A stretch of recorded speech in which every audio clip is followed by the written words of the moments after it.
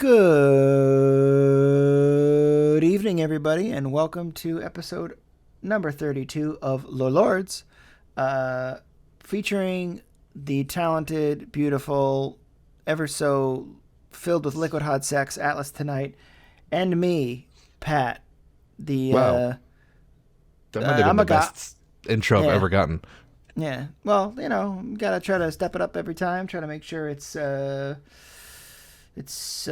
don't know what I'm trying to say. Anyway, everybody, welcome to the show. It's MCU and You Part 2. We're going to talk about Phase 2 Yeah, of the MCU. this is a So, continuation of the previous episode, but I would like to say for the record, we're not going to be doing this like 8 times in a row. It's probably the last in a row part. We'll mix it up next week, something different. But okay, okay. Yeah, for yeah. this week, we're going back into the Marvel world.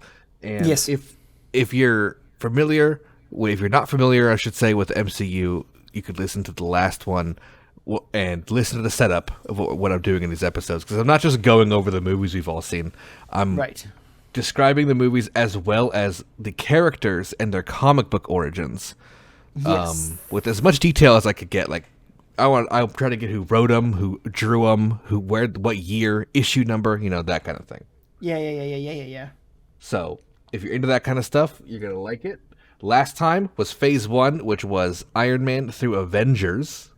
Now, we're in Phase 2, which is Iron Man 3 to Ant-Man. And this is I think it's 6 movies.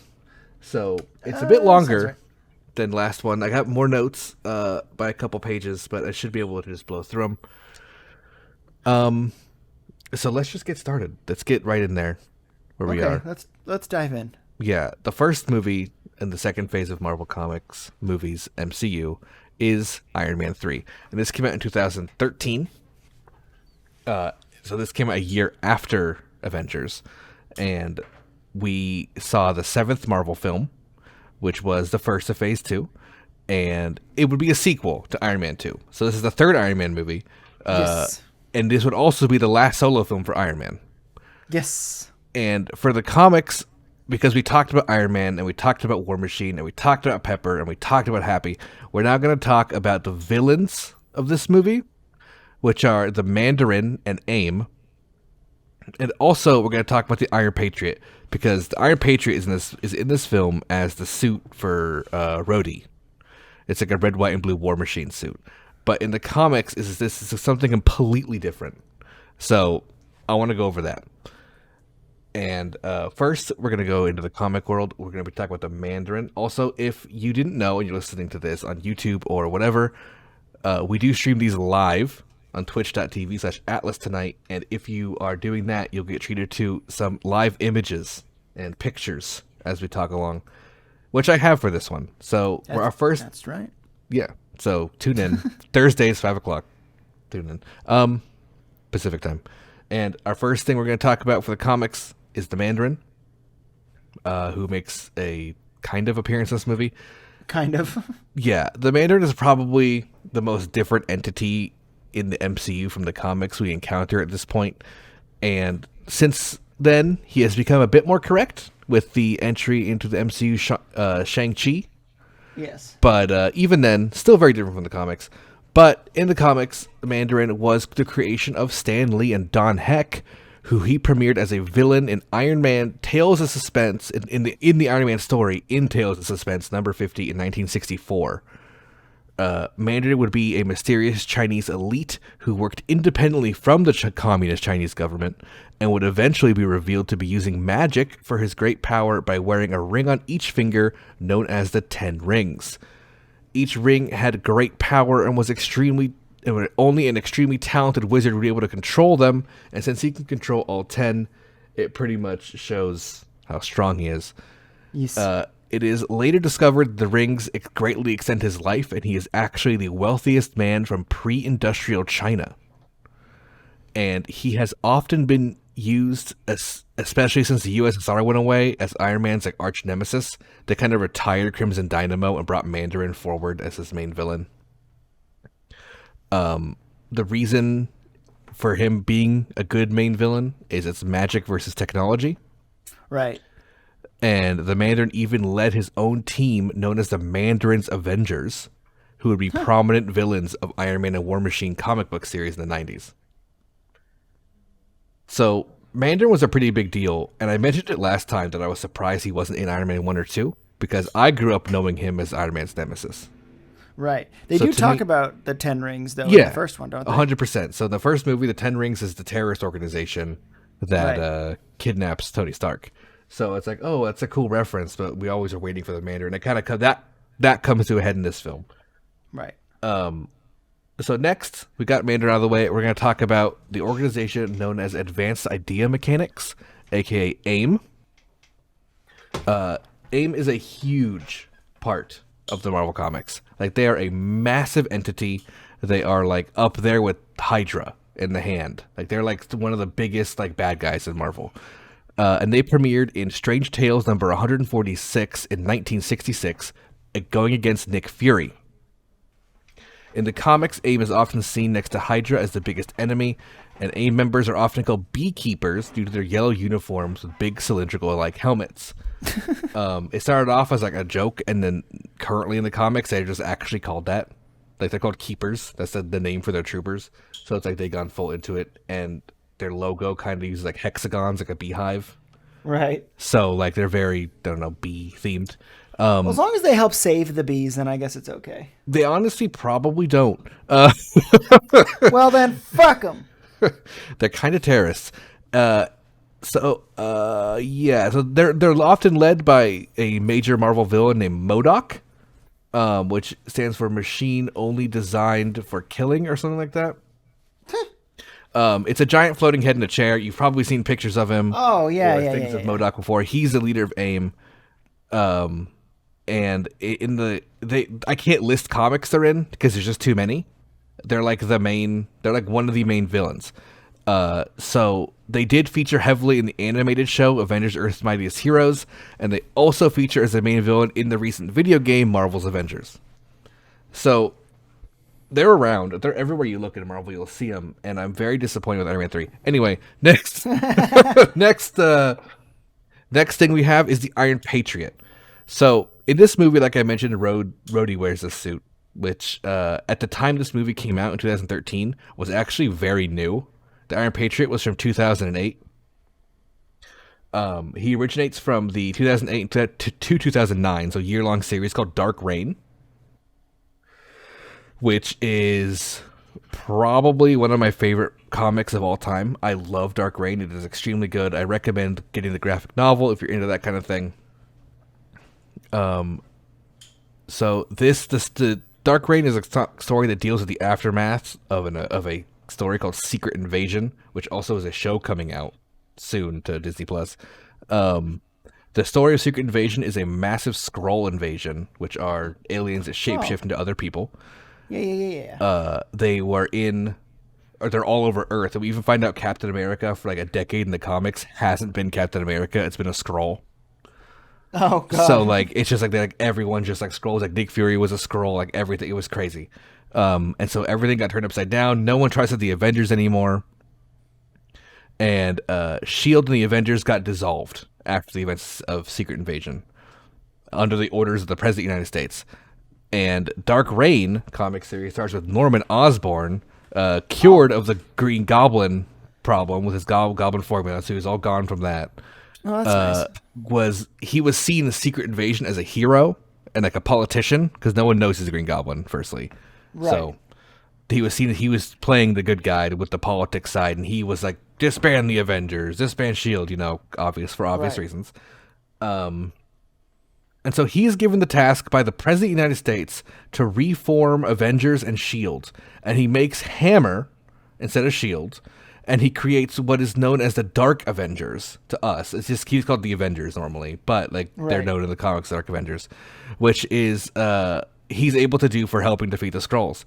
And he leads this team as their version of Iron Man in the red, white, and blue suit called the Iron Patriot, because he doesn't have the Green Goblin suit anymore or formula, so he wears an Iron Man suit. Well, that makes sense.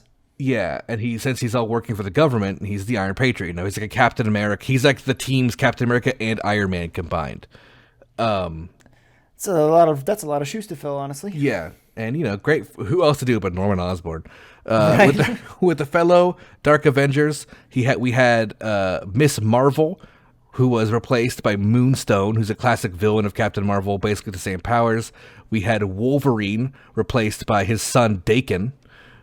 We had Oh, Ares, the actual god of war, replace Thor. We had Hawkeye being replaced by Bullseye, who's a lunatic serial killer from the comics. And if you've seen Daredevil season 3, he's in that, or the movie Daredevil, played by Colin Farrell.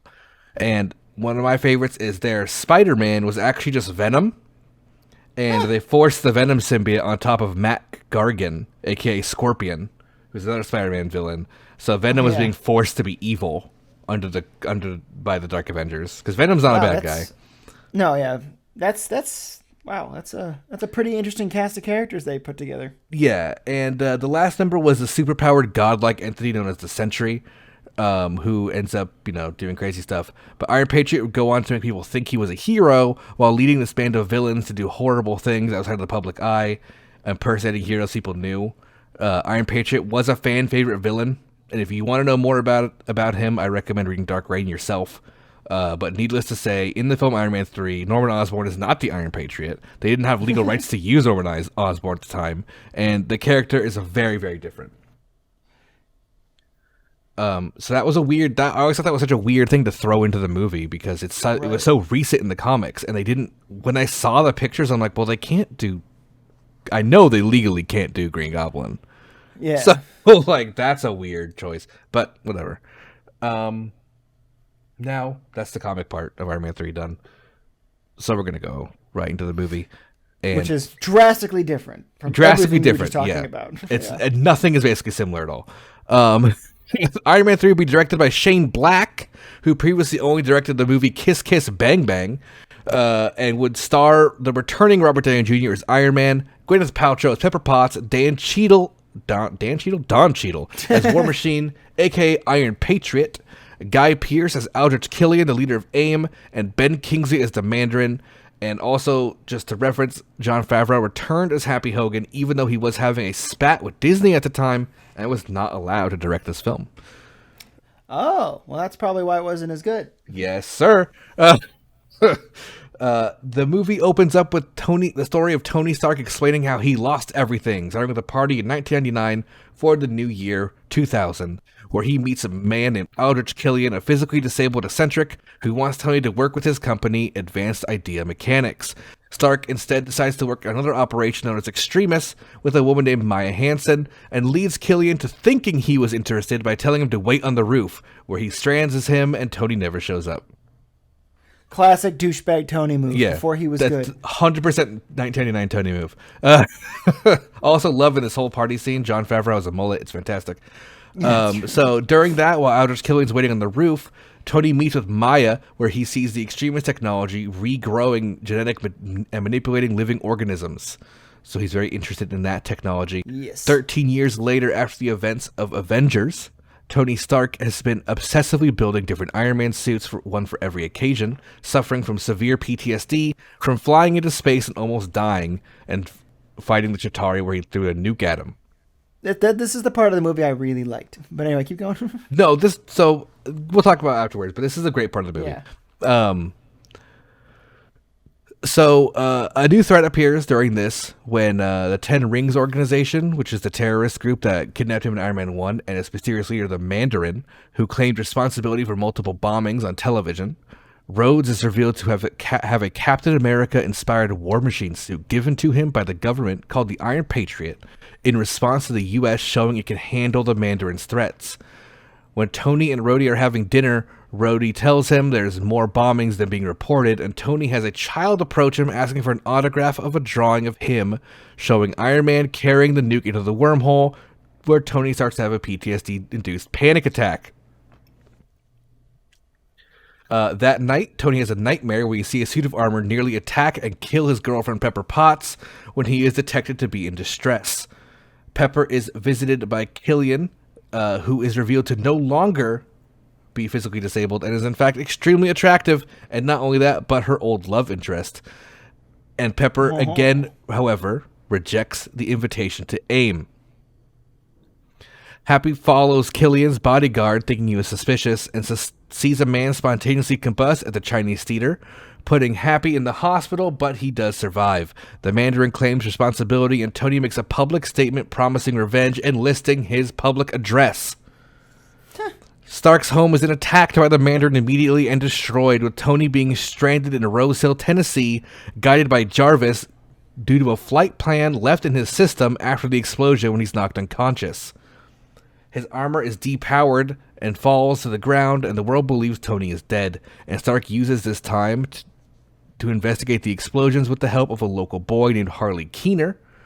He hides in Harley Keener's garage to do repairs to his suit and learns that Extremis is behind the explosions and gets attacked by 2 AIM-powered thugs, including a woman named Ellen Brandt, which is a weird thread that has still not been investigated in Marvel because she is the wife of the semi-popular Marvel hero Man-Thing.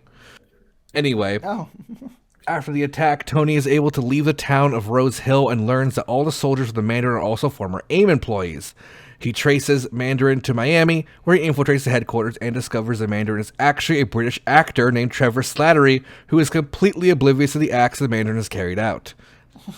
The Mandarin is revealed to be a creation of Killian, who was trying to get revenge on Iron Man for standing him up at a party using the unstable Extremis serum to cause people to explode, which that is an extreme reaction. Oh, yeah, for sure. To being stood Definitely. up at a party. Yeah. After some events transpire involving War Machine helping rescue Tony from being captured by AIM, the two of them end up working together to take on an Extremis-powered Killian at a shipping container terminal, where Iron Man once again comes out on top and saves the day using the Iron Army, his ability to use Jarvis's AI to control the entire fleet of unused Iron Man suits. And after Tony orders Jarvis to destroy his Iron Man suits after the battle, and even has his own arc reactor removed from his chest and the metal shrapnel surgically removed. The end credits showed that he was telling the story the whole time to Bruce Banner, who had fallen asleep from the beginning. And ends with him saying, I think it's in the black screen, he says something like I am Iron Man, which is kind of like, oh, he's not done being Iron Man even though the arc reactor's out, kind of thing. Right, yeah, of course, because, we need him for the other movies. Yeah, I mean, I didn't go over there's a whole scene where they attack Air Force One and the vice president's a bad guy. It's a crazy movie. I didn't want to go, I just tried to shorten it as much as I could because a lot happens. But my reaction to looking back, I remember the movie, I remember liking the movie enough, but it was such a tough job to follow up the Avengers. Yeah. That I feel like this movie just lost the flair it had in its 2 former entries, especially due to Jon Favreau not being the director. Oh, definitely. I think this was the start to the worst set of Marvel films, but Iron Man 3 is definitely not the worst. No. Also, as a comic fan, AIM and Mandarin were so poorly done for how major they are. Right. And the Iron Patriot was done in a completely different way, which, I mean, at the time, we never thought we'd see Norman Osborn in MCU anyway, so that was whatever to me. I mean, I thought they just tried to pull some Iron Man thing out. But what did you think of Iron Man 3? Well, I liked Tony Stark dealing with all the stuff that happened in the Avengers mentally, because, again, this is what we talked about even last week, was that Tony Stark's origin story was him dealing with just technology. So the fact that he got thrown into this world where now there's magic powers, different dimensions, gods and all this stuff, it makes a lot of sense that he's trying to deal with it. So that whole situation where he, crash lands in, what was it, Tennessee? Yeah. And he's just dealing with that kid, and he's in that small town. I loved all of those scenes because I really thought it made a lot of sense that he kind of would want to hunker down and try to reconcile with everything that happened. It makes a lot of sense. However, I always thought that I didn't really know much about the Mandarin or the Ten Rings or AIM, to be honest. I don't really know much about those things. Right. And so, but even so, the threat of the Mandarin seemed such a big deal, and then when it was revealed to just be the actor, which was funny, don't get me wrong, there was some humor to it, I did kind of be like, oh, I thought that this was supposed to be a bigger deal. I felt like he was supposed to be a bigger villain and not just some random British actor. And then Killian, I thought was kind of like what you said, he basically just got threw a temper tantrum because he got stood up at a party once. It's like, just get over it, dude. Like, it's, Yeah, there's a whole scene where he's like, "I am the Iron Man. I am the Mandarin," and it's like, okay, yeah, whatever, dude. But yeah, they do kind of leave an open thing, which is later again Shang-Chi covers it, where there is a Marvel one shot where you see Trevor Slattery, who played the Mandarin, in prison with Justin Hammer, and they have a funny little interaction. Then he goes back to his cell, and the cell wall explodes, and there's a guy there. He says, "The Mandarin wants to see you." yeah. So it's like it leaves it open, that, actually, like, yeah. oh, he's not really the Mandarin, kind of thing. So they kind of There's an actual Mandarin. That's good. So yeah, again, I thought the villain was kind of weak, but I liked the earlier, like the first act of the movie was fine. Yes, I thought that was all good. Seeing Tony Stark's struggle is great. Like he's a very human, troubled person, and they they focused on that a lot, which is good because no one of the other characters really have that in them, except for like Hawkeye and Black Widow. But that's more recent things. Sure. So the next movie we're going to go over is the worst one of all MCU, which is Thor: The Dark World. Yes. So it came out the same year, which is Thor: The Dark World is a sequel to Thor, 2013, and it would be the second film of Phase 2 and the 8th MCU film. The movie is pretty known as the worst movie of the MCU. Yeah. There's not even like anything really to talk about comic size for it, except the main villain Malekith, which we're gonna just talk about, and it's not much to talk about, so it's gonna be really short. But in the comics, Malekith was created by Walt Simonson. Malekith first appeared in Thor number 344 to 348 in 1984. Malekith the Accursed is his official name, but he's often known as Malekith. He is a dark elf of Svartalheim, and he is part of the Black Bio clan, which are known as the Lords of the Wild Hunt.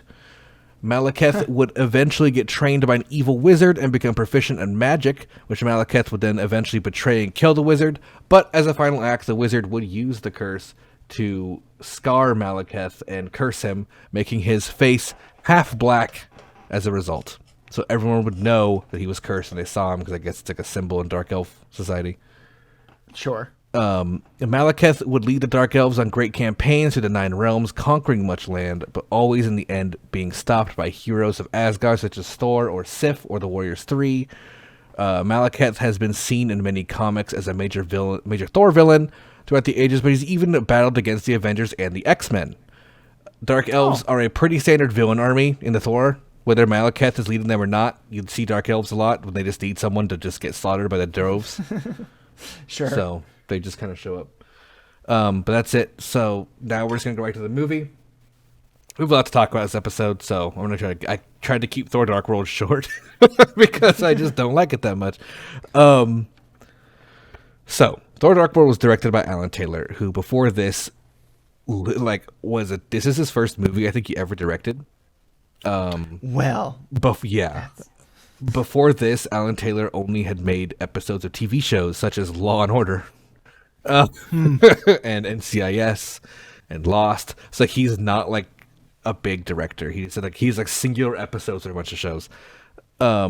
This film would see Chris Hemsworth return as Thor alongside Natalie Portman as Jane Foster, featuring Tom Hiddleston's Loki as the main protagonist this time, as they all went against Christopher Eccleston's Malekith, leading the Dark Elves. So, he was also so it's funny, in all the modern Doctors up to Peter Capaldi have been in the MCU now from Doctor Who, and they have appeared in order. So that's kind of neat. Technically, Matt Smith is not MCU. Well, it's weird anyway. Morbius is a terrible movie. Don't watch it. Yeah. So this movie opens up showing the Convergence, a comic event that happens every billion years or some stupid thing, where portals between the Nine Realms all open up, and the Dark Elves attempt to use this event to unleash a force called the Aether, which is a destructive creation that has the potential to wipe out the galaxy. The Aether is one of 6 powerful objects that predate the universe itself, and the leader of the Dark Elves, Malekith, nearly succeeds before being stopped by Bor, the king of Asgard, who is the father of Odin. The Dark Elves are all but wiped out in this battle, but Malekith and a few other survivors manage to escape and vow to return to finish their plan. We then jump forward to 2012, where we see Loki brought before Odin in shackles after the events of Avengers, and he is given a life sentence in prison. On Earth, we see Jane Foster in London with Eric Selvig to investigate the strange readings of unknown nature similar to those detected in New Mexico before. They find a number of portals linking Earth to other worlds, altering physics and causing gravity to shift without warning. Foster gets swallowed by a portal and taken to a strange world in a dark chasm with a large vault. She touches the vault and a red substance that we recognize as the Aether emerges and infests her body, knocking her unconscious. Foster is then teleported back to Earth, waking up hours later. Seeming out of nowhere, Thor arrives as Heimdall lost sight of her and he's worried where she is. And he finds Foster and takes her to Asgard to investigate the Aether inside of her.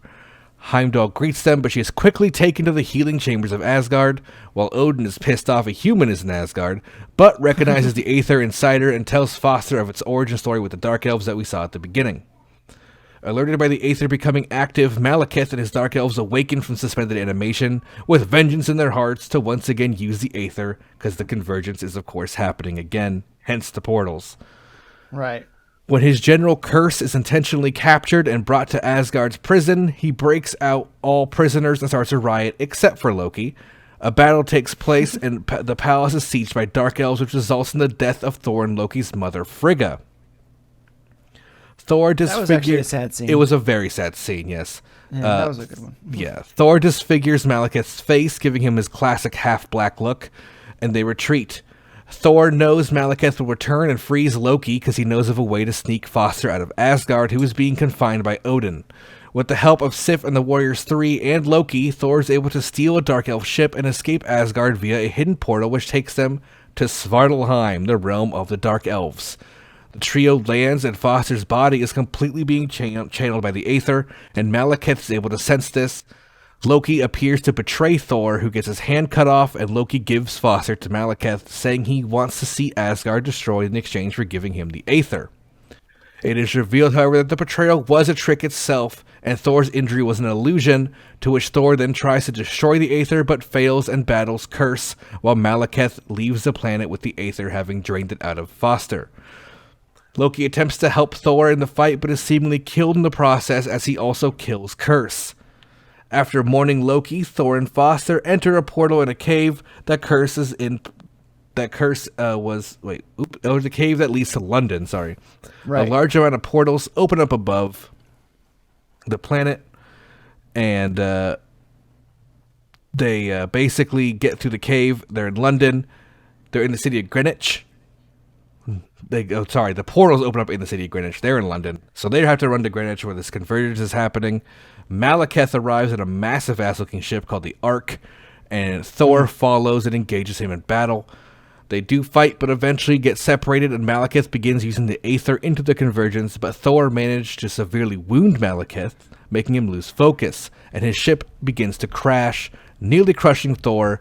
But Selvig manages to use a portal device that he was trying to use to stabilize the portals on it, and takes Malekith and the ship to Svartalfheim, where he gets crushed and killed.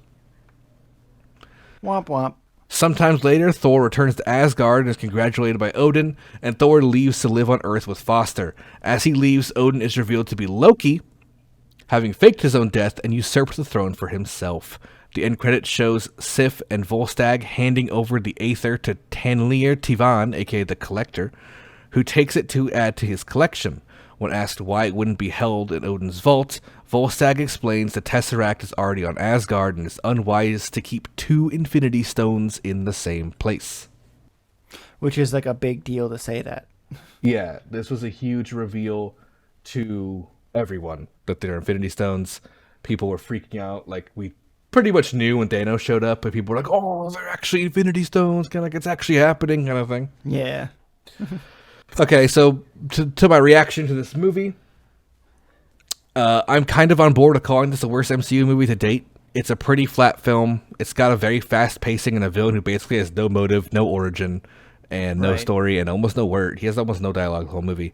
He's just very boring and a butchery of the deep story of Malekith. Even when this came out, I was pretty unimpressed. Like I remember leaving. The only thing I liked about this movie was Thor and Loki being like bros. Right. Yeah, I remember liking that part too. Yeah, They actually Loki was worked together a fantastic. lot. Loki was the best part of the movie. Like Tom Hiddleston did Right. fantastic the whole movie. It's not like a bad film. Like if you're watching all the MCU, you should watch it. Yeah. It But it does just help. Yeah, It does help like introduce again an Infinity. To me it feels like a movie that's like whole purpose is to be like, okay, we need to introduce where another Infinity Stone is. Go. Like that's the whole point of it was like to put an Infinity Stone somewhere in the movie so we had an origin for it. Like yeah, 100%. But I feel like it's kind of on par with Iron Man 3 in quality. I think Iron Man 3 is better, but not like by much. right. I remember being very actually like worried at this point that we weren't going to get like good like the Marvel movies were kind of like starting to like fall apart and not be good quality.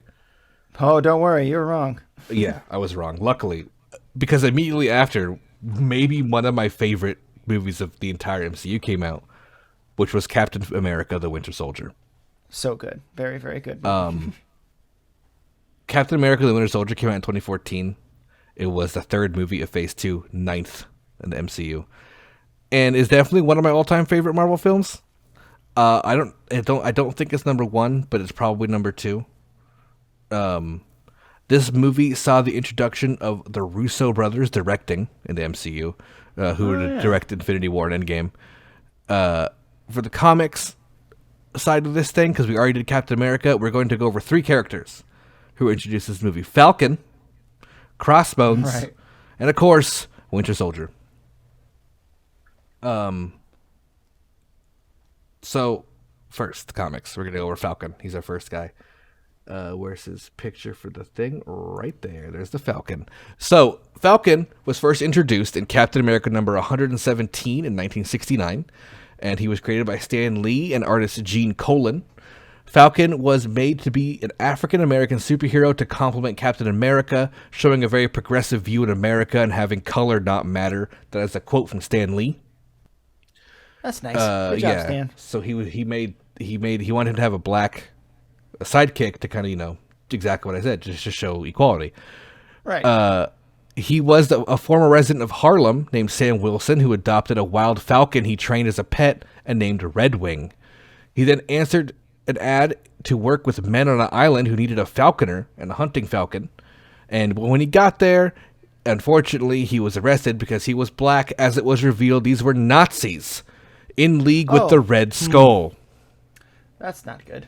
Yeah, he managed to escape, however, on the island and organized the natives to fight them since they were using natives as slaves.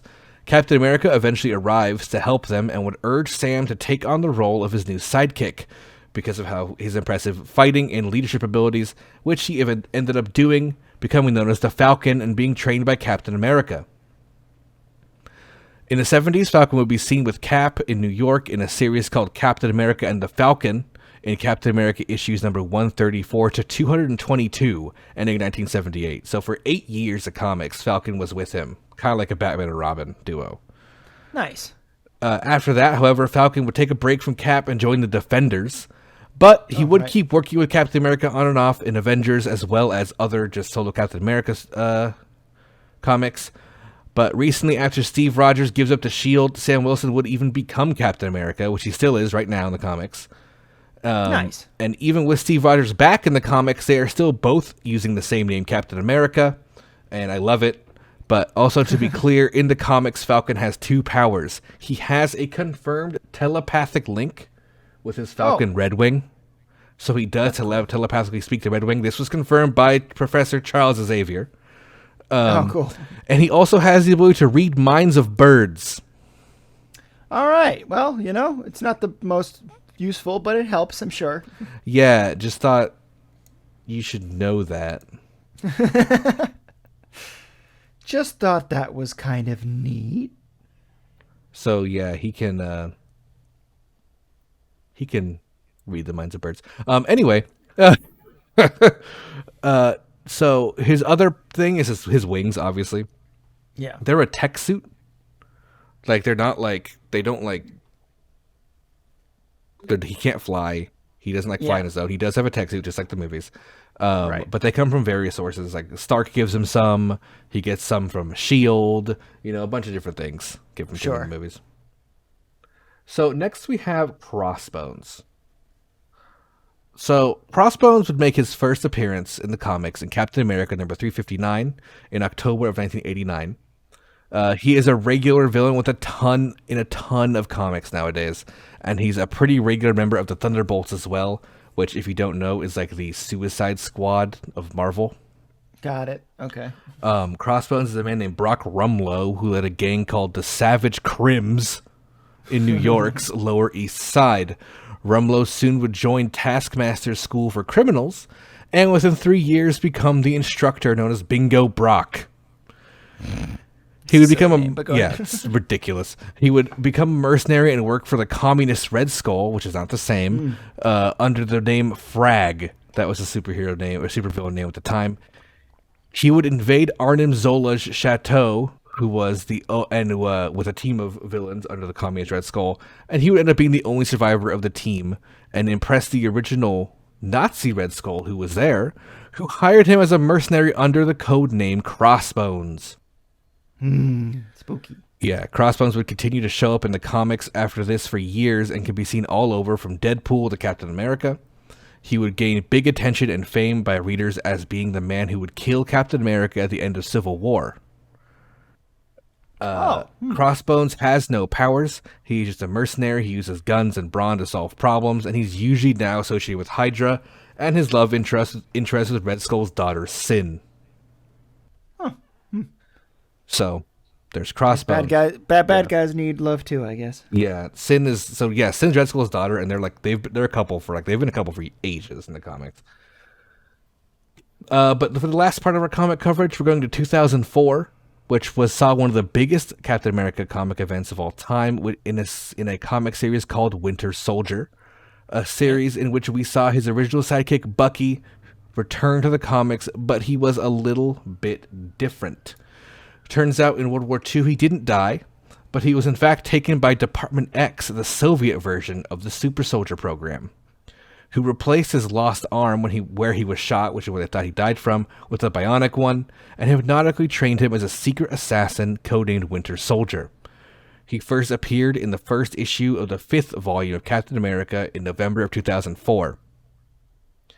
Since then, he has been very active and even become Captain America after Cap's apparent death in Civil War in Captain America number 34 in 2008.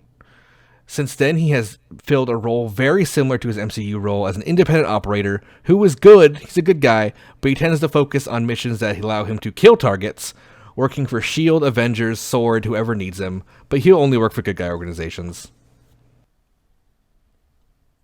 And that's basically all we have for Bucky. He's one of my favorite characters in Marvel. I absolutely love the Winter Soldier. It's a great way to do the Robin to Nightwing story.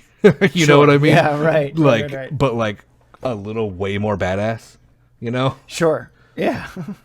So yeah, that's it for the comic part. Those are 3 characters who are introduced in this movie who we'll see Crossbones not a lot more of, only one more movie after this, but the other 2 very prevalent, even to getting their own show, right? Which I love, fucking Winter Soldier.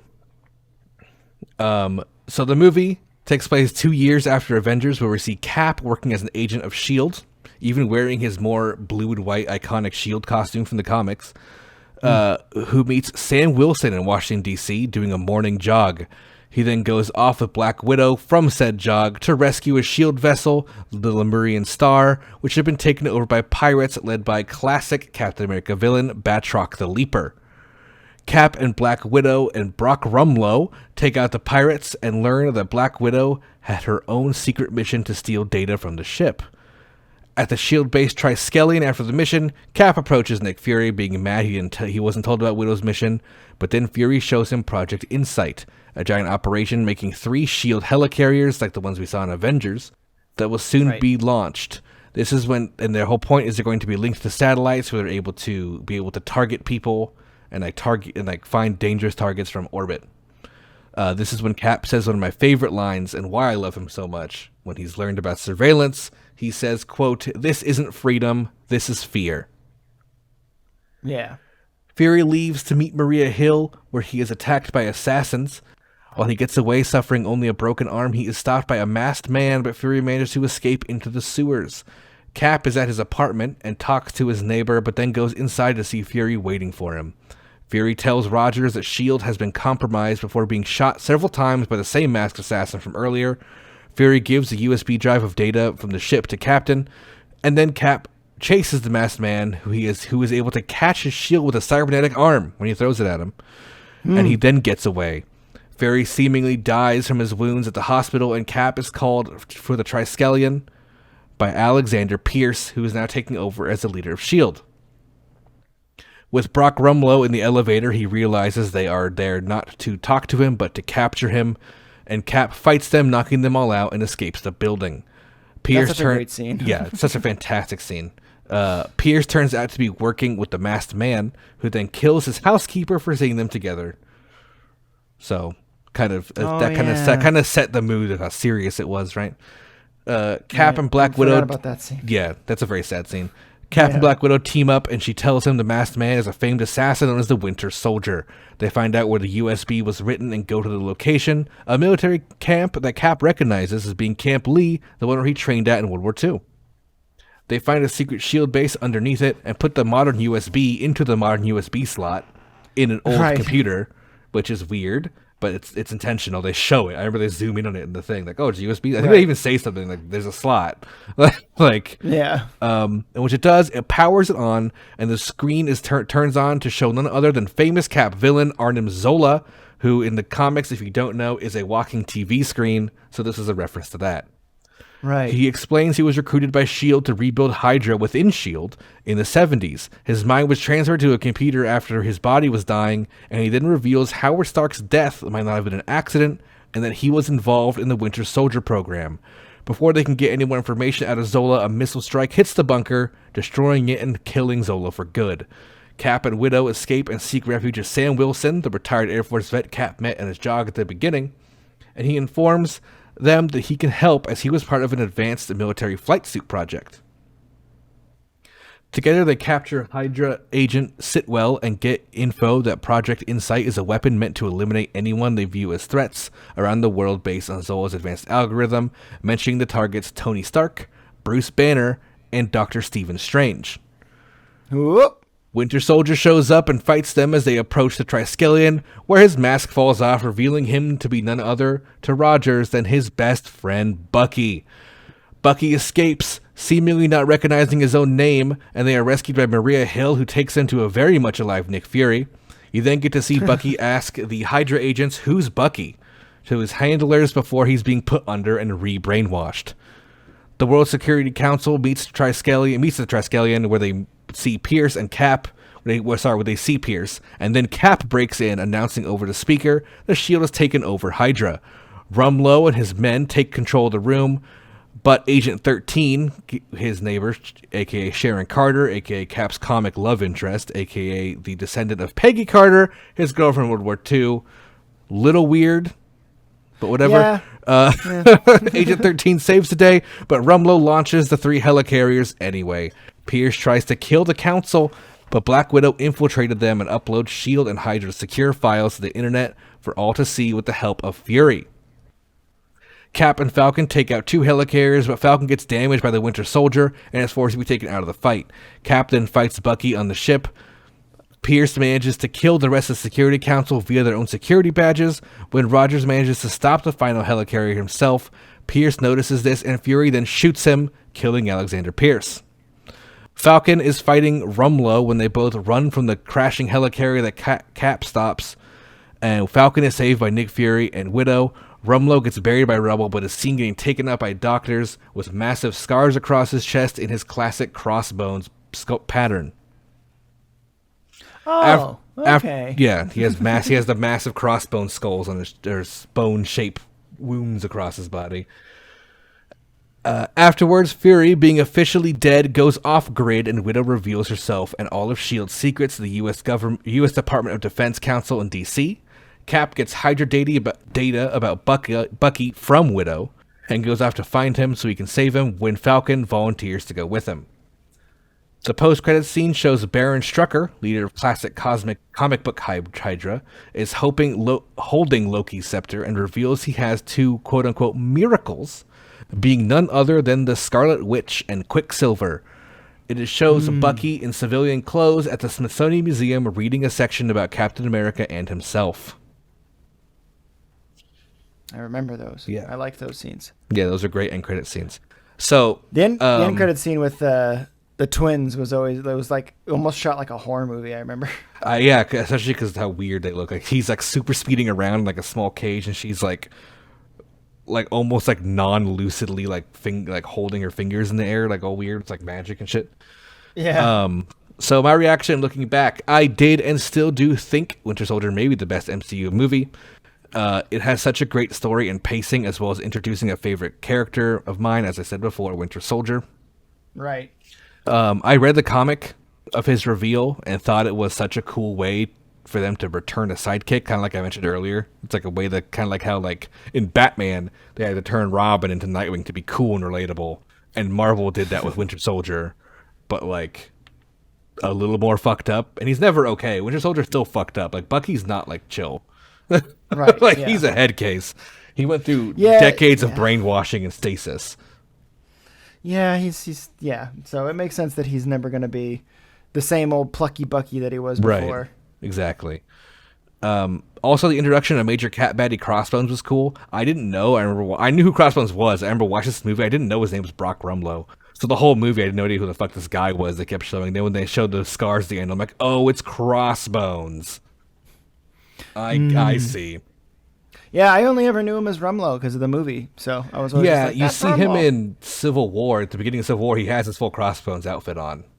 Right. Yeah, I remember that. And also, yeah. he's also technically in Endgame because they repeat the scene over again. But Yeah, true. Yeah, true. Yeah, and also the thing with the main enemy being the reveal that Shield is Hydra is something that happened in the comics. And I remember thinking that would either never happen in the movies or happen like way like nowadays. You know what I mean? Like way Right. future. Because that's like Shield have been in the comics for like 50 years before that happened. yeah, So like it for was sure. crazy they already dropped that fucking Hydra infiltration thing. Well, that makes it fun though, because like they take some of the old elements from the comic books and they make them fresher again. Yeah. So. It was cool. I think Winter Soldier was great. Also, just if you like Winter Soldier, I recommend anyone who likes this movie to watch Falcon and Winter Soldier, because not only is Falcon and Winter Soldier main characters, but it's got a lot of the same vibe, like the same style of almost like very like battle heavy modern tech military ops style thing, you know? Okay. Like I dig spy kind of stuff, like that kind of vibe. Sure. I dig it. Yeah. So the next film, 2014, is Guardians of the Galaxy. Oh yeah. Okay. A lot of people love this film. It's a lot of people's favorite, which I don't disagree with. I see why. It's very good. Yeah. So Phase 2 just went up after Phase 2. The rest of Phase 2 was great. I love all the rest of Phase 2. Some people have a disagreement with the last part, but I love them all. So the movie 4, the Phase 2, movie 10 of the MCU would be the now legendary sci-fi film Guardians of the Galaxy. This comedy action film would introduce people worldwide to not only a very obscure Marvel group, but a cosmic Marvel group, and cosmic Marvel as a whole, in its deep, complex, galaxy-spanning structure. It's very important that they added this. Yes. Also, it's just, they never had to. They didn't have to do this. They didn't want to. But it's just like cosmic Marvel is its own thing. People just read Space Marvel. I remember yeah. there was like a podcast I used to listen to, and they were discussing it. And when like this was about a year before it came out, I think, because they knew Guardians of the Galaxy was coming out for like a while, and they were just kind of like, who the fuck cares? Who cares about these random people who have nothing to do with the story that we've been following thus far? Why the fuck are they doing this? And then the movie came out, and that person was like, all right, it's pretty good. Yeah, yeah. It's a fantastic film. It's so good. But cosmic, that's kind of like I was saying, if you like sci-fi comic or sci-fi and you want to read comics, look up cosmic Marvel things. Like Guardians of the Galaxy is one of them. At the time of the movie, they weren't the most popular by far of cosmic Marvel. I mean, even X-Men has a big cosmic Marvel presence. There's a space X-Men team. Like there's a bunch of Marvel stuff in space. And we're going to talk about the comic side of Guardians of the Galaxy, which is great. So the original Guardians of the Galaxy is completely unrecognizable to people. I just pulled a picture up on the stream if you're watching live. So starting in Marvel Superheroes issue number 18 in January of 1969, this story took place in an alternate timeline of the Marvel Comics, known as Earth 691, as opposed to Earth 616 the Marvel is in. Right. The original team members were Major Victory, an astronaut from the 20th century who spent 1,000 years in space in suspended animation. Nartinex Tanaga, a crystalline being from Pluto. Captain Charlie 27, a soldier from Jupiter. And lastly, the only recognizable one, Yondu the Archer, a blue-skinned alien from Centauri 4. The story was that they were all united as a team to fight against the Badoon, an alien race which attempted to conquer Earth's solar system. Despite the high sales of this comic, however, Guardians would not be seen again for more than 5 years, until Marvel 2-in-1 issue number 4 and number 5 in 1974. They would show up again in 1975 in giant-sized Defenders number 5 and the Defenders number 26 to number 29 in the same year, where they would fight alongside Captain America, the Thing, and the Defenders against the invading aliens, the Badoon. This also, as you might guess it, kind of put them into the Marvel 616 timeline, which kind of weirdly happens like 1,000 years before they just kind of just like show up. Anyway, they would get their own issue in the Marvel Presents series issue number 3, but would only appear as guests in comics such as Thor, Avengers, Miss Marvel, and other more cosmic characters since then. In Marvel 2-1 number 69, the timeline was officially broken and their story became permanently altered to a different timeline than the rest of Marvel, and the Guardians would be gone for a decade from the comics. They definitely went through a change, that's for sure. Yeah. In 1989, Tom DeFalco of Marvel revived the Guardians to try to sell comics due to the popularity of a certain TV show called Star Trek The Next Generation. The series would do well and was planned out for 50 whole issues, but writer and artist Jim Valentino left after issue 28 to co-found a now very popular Image Comics. A new writer, Michael Gallagher, would join and take over the series to continue it until it got canceled in issue number 62 in 1992. And just to be clear, these are the same weird people with Major Victory and Yondu. This is the same them. They had not changed yet. Got it. Wow, okay. This would be the end of the Guardians for over a decade, however, and the last time we would see this original cast of Guardians. In 2007 and 2008, a fantastic comic story known as the Annihilation Conquest would release, being a cosmic Marvel story of a group of cosmic Marvel superheroes defending the universe against the Phalanx, a telepathic robotic hive mind race led by a super AI villain, none other, Ultron. Oh, there we go. In the comic, we would see Nova, alongside other heroes Quasar, Star-Lord, and Wraith, go up against him, but they end up needing help and recruit other heroes Ronan the Accuser, Moondragon, Super Skrull, Gamora, Mantis, Rocket Raccoon, Groot, and Adam Warlock. A lot of names that come back. Actually. Yes. A quote from the editor Bill Roseman goes, "As planning of Annihilation Conquest came together, it occurred to us that if things went well, there would be a group of characters left standing who would make a very interesting and fun team." And it would appear so, as the Guardians of the Galaxy would be formed and run for 25 issues alongside the popular cosmic hero Nova, who was like the biggest cosmic hero at the time. Immediately after Annihilation Conquest, Guardians of the Galaxy issue 1 came out, where the leader Star-Lord, aka Peter Quill, will be leading other heroes Adam Warlock, Gamora, Drax the Destroyer, Quasar, Rocket Raccoon, Groot, and Mantis in his team, the Guardians of the Galaxy. That sounds more like it. Yeah, so I got a picture of them as well from that comic series. As you know, you can tell, this would be the base of the MCU team, and we are now very familiar with this kind of group, with a couple exceptions being Adam Warlock and Quasar. Right. Adam Warlock is going to be the main focus of the Guardians of the Galaxy 3 film. And he was hinted at the end of the second one, but we'll talk about that when we get there. After this, and Quasar is Green Lantern. He's like the Green Lantern of, or she in this case is the Green Lantern of Marvel. I think Quasar's coming too, but we'll talk about That's that later. cool. There's some Quasar-y things happening right now in the shows and stuff. After the series ended on Guardians of the Galaxy number 25, which was a written end, it wasn't canceled. In April of 2010, they would return to another great cosmic comic event known as the Thanos Imperative, issues number 1 through 6 in 2011, and would show up again in Avengers Assemble number 4 through 8 in 2012, and being relaunched into the Marvel Now brand, being written by comic legend Brian Michael Bendis, which saw a much more modern take on the team, looking like their MCU counterparts, which is what the design of the movie is based off of. Like Peter Right. Quill's like mask without being a full helmet and the coat. Yeah. Like that's where that all came from. Gotcha. So 2 years later, the movie came out, and they kind of went from obscure F-list, I would say, heroes to becoming a S-list, top-selling, shelf-destroying selling point. Right. We would see them explode, and later issues would see new members join that we know more of with the Guardians of the Galaxy.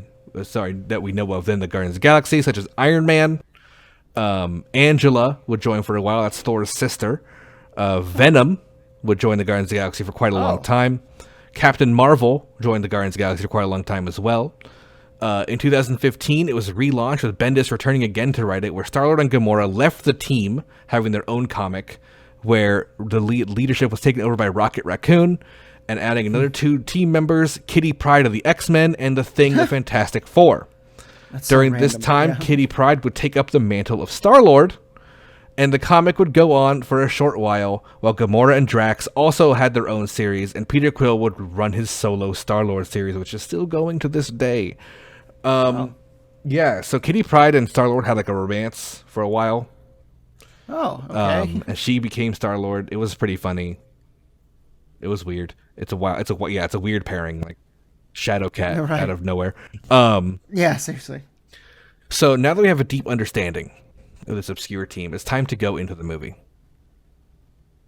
So, the movie would be directed by legendary director James Gunn, and the film saw Chris Pratt as Star-Lord in his first action role after Parks and Recreation, alongside Zoe Saldana as Gamora, Dave Bautista as Drax, Vin Diesel as the voice of Groot, and Bradley Cooper as the voice of Rocket Raccoon.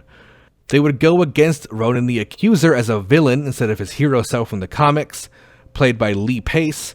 Karen Gillian would show up as Nebula, the sister to Gamora, Benicio del Toro as the Collector, and I'll throw in special credits for John C. Reilly as Roman Day, who is the Nova character who, in the comics, dies above Earth, whose helmet then falls to the ground and is recovered by Richard Rider to become the famous hero Nova.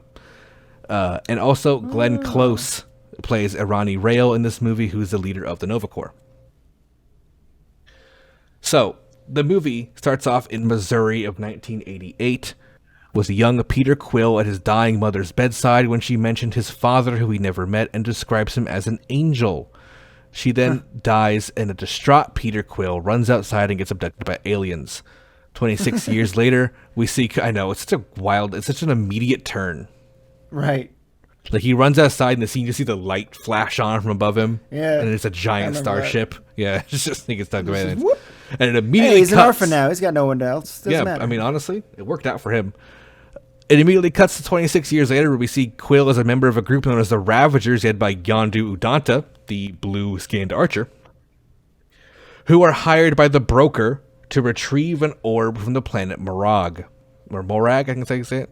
I think it's Morag, yeah. Yeah, Morag. Quill, who has grown bitter against them for abducting him as a child, goes to Morag alone and confronts the Kree Korath the Pursuer, who's working for Ronan the Accuser. This is when he reveals that he is known as Star-Lord, and for the past years, Ronan has been systematically invading Xandarian worlds and killing hundreds and thousands in a quest for Kree purity. They tried to please... Yeah, it's very different from his comic counterpart, who, again, is a hero.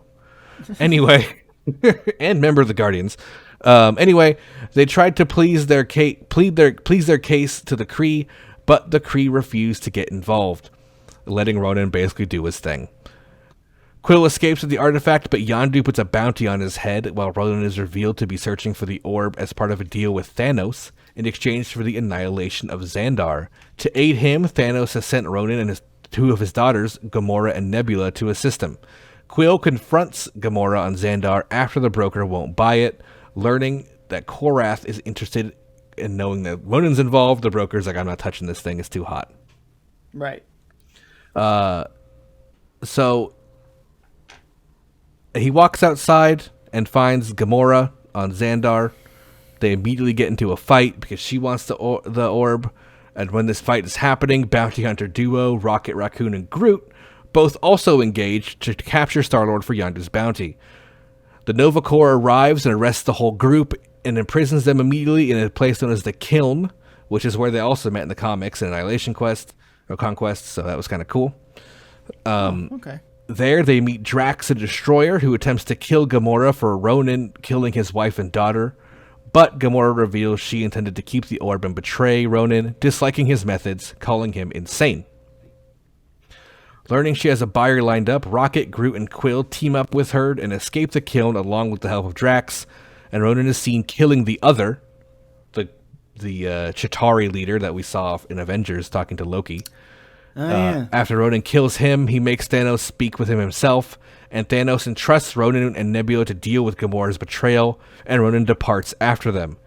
Fleeing in Quill's ship, the Milano, the group ends up in nowhere and meets with the Collector, who hand over the orb, who opens it, revealing it to be an Infinity Stone. Ta-da. Big boom moment. The Collector explains there are 6 stones that are powerful remnants of 6 singularities that predate everything, even the universe, and are so powerful that almost no one can wield them. Before getting paid, the Collector's servant tries to escape, seeing an opportunity to free herself, and grabs the stone, tapping into it, sending a massive energy pulse that kills her and breaks open most of the Collector's collection. And the team then escapes with the orb. Ronan arrives and a battle breaks out where Nebula gets the orb and Quill summons Yondu, who saves them and convinces him and the Ravagers to go after the orb. Ronan then betrays Thanos, putting the power of the stone into his hammer, taking it for himself. Nebula agrees to side with Ronan, and Quill warns the Nova Corps of the coming attack. Working with the Nova Corps, the team gets together on Xandar and attacks Ronan's ship, but Ronan, using the stone, destroys the entire Nova fleet and outmatches the group. Rocket then slams his own ship into Ronan's ship, causing it to crash to the surface, where Groot sacrifices himself to protect the rest of the party.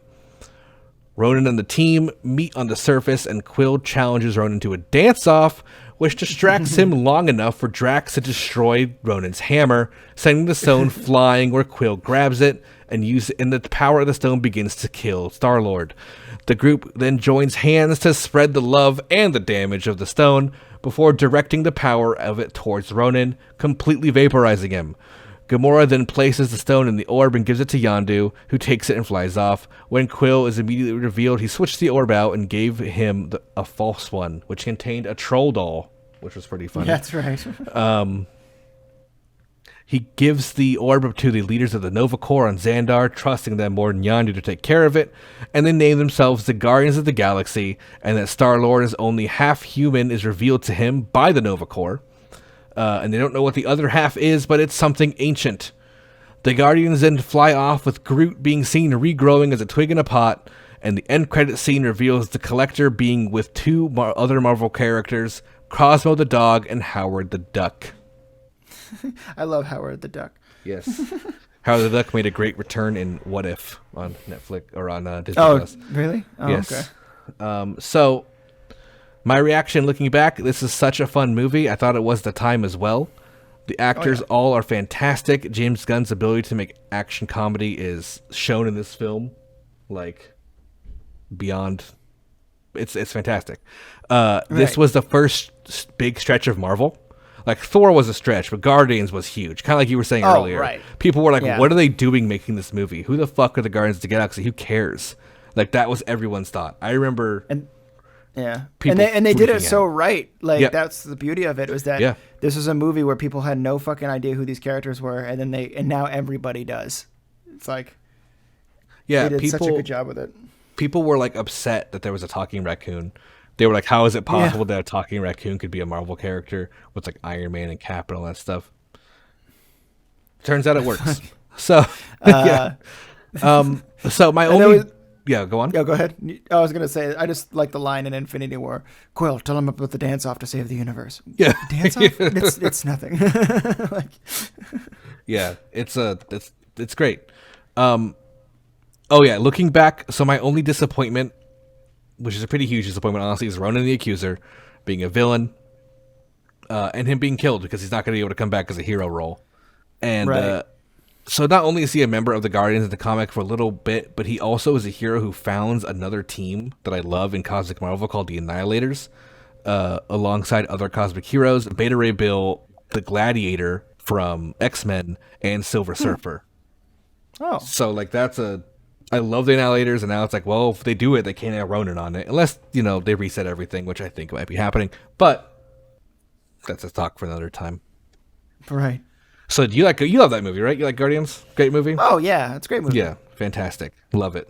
Yeah. Um, It introduced me to these characters, and it left the impression that I was like, oh, these guys are totally worth it. Like it feels like they fit perfectly within the story that's been told thus far, even though it's like we don't know how it fit at that time. We didn't know how it was going to fit in. Yeah. But we knew that like because they were dealing with Infinity Stones, that it was going to come into play. Like that's all you needed was the Infinity Stones to give us that like, okay, they're here now. Like they're in. Let's go. Yeah, another big part was, which I did mention, not only people upset that Rocket Raccoon was in it, people were upset with the casting of Chris Pratt as Star-Lord because he was Andy from Parks and Rec. Right, and they did not think that he could look that way, and then Or act that way. Like he acts kind of, he gets kind of action hero-y, Like it's kind of oh yeah, cool. definitely. And now he basically is an action hero, so whatever. Definitely changed Right. his movie typecasting. For sure. So the next film is the fifth and second to last of Phase 2, the 11th of the MCU, the 2015 sequel to Avengers Age of Ultron. So, Right, no strings on me. Yeah, no strings on me. We even talked about Ultron a little bit because of the Annihilation Conquest story. But following up the Avengers is no easy task, and this film did it in a very good way. For the parts of the comics we're going to be talking about, we're going to be going into, as you probably could have guessed, Scarlet Witch and Quicksilver, as Right. well as the villain Ultron. So first we're going to talk about Scarlet Witch and Quicksilver. And we'll talk about Vision too. Vision's part of this as well because he was introduced in Oh this. sure. So starting with Scarlet Witch and Quicksilver, the Maximoff twins, Wanda and Pietrov Maximoff, aka Scarlet Witch and Quicksilver, were first introduced as part of the Brotherhood of Evil Mutants in X-Men number 4 in March of 1964. When they were put into the Avengers film, the MCU did not have the rights to mutants or X-Men, anything X-Men related, so it was very right. weird they were able to do this because of their associating decision with Avengers in the comics. They had the rights. Right. But yeah, it was we knew they couldn't. It was a weird gray area, and they couldn't even say they were mutant.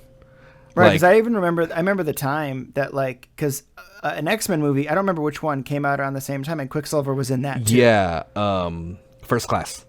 First Class, Introduced yeah, Quicksilver, 'cause- yeah, with Evan Peters playing him, which was great. He did fantastic Yeah. too. I love Oh, that Quicksilver. yes. He's hilarious, and if you like that, you get to see him again in WandaVision. So Oh, okay. it's great. But yeah, like you said, it was a weird time. Like Quicksilver was in 2 movies at once in the same year, and it was like, or if not same year, but they were the same year span, and it was just like, this is a weird situation. I don't know. They can't say the word mutant. They can't say X gene. Like this is going to be weird, and it is. But we'll talk about that a little bit. That's fine. So, yeah, when the twins were Call them introduced, freaks. they called them miracles. That's the word for it. in Oh, this one. right. Yeah. Right. Okay. When the twins were introduced, they were villains, albeit reluctant villains, only wanting to Yes. escape the persecution of mutants, and they were uninterested in their leader Magneto's plans for global domination. Both characters were made by Stan Lee and Jack Kirby, who also wrote the Avengers at the time. They wanted a team of villains who had no place of their own to call home, who didn't really work out with their villain teams. They wanted a team of characters like that to team up and be led by Captain America. And so they did that. When in the comics, the Avengers switched, it was still the Avengers comic, but Iron Man, Ant-Man and Wasp, Thor, and Hulk went off for their own series. And Captain America led, you'll love this team name, Cap's Kooky Quartet. Oh, wow. That's so 1940s. Yes. With Captain America, Scarlet Witch, Quicksilver, and Hawkeye being, of course, three villains being reformed into heroes. Right.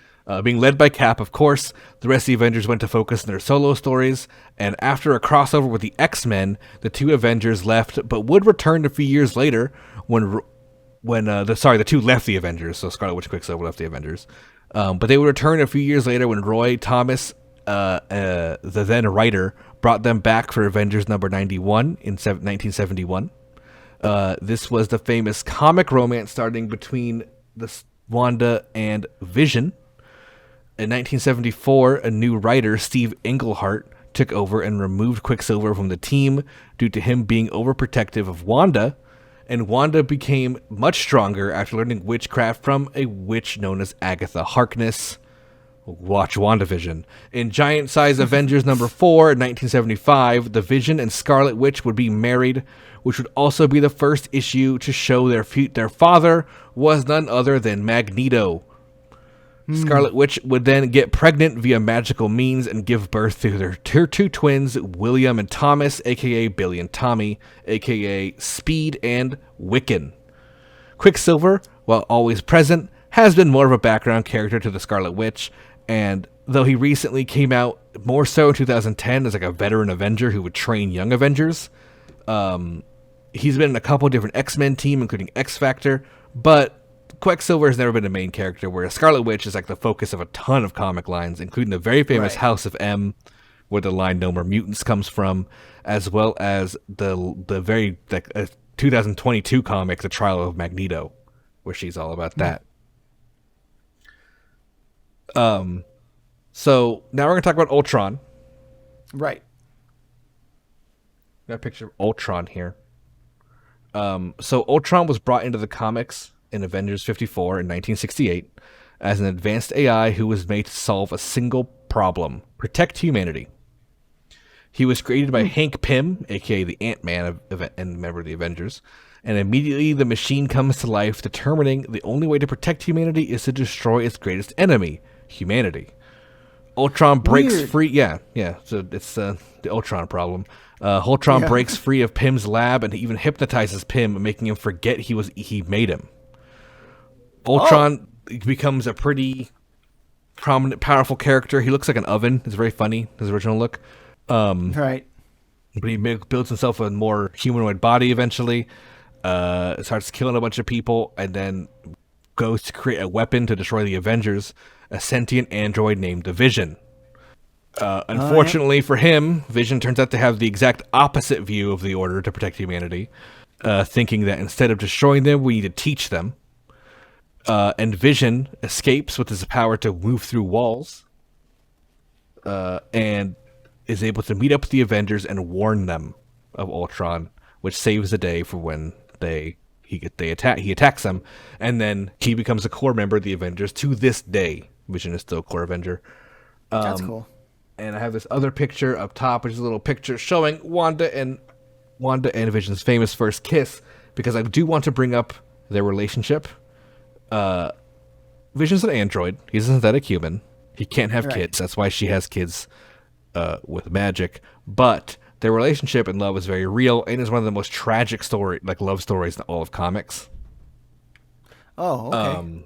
If you like, you kind of see it come to a head a bit in the Endgame movie or Infinity War movie, but WandaVision, you get to get a lot more of that tragedy.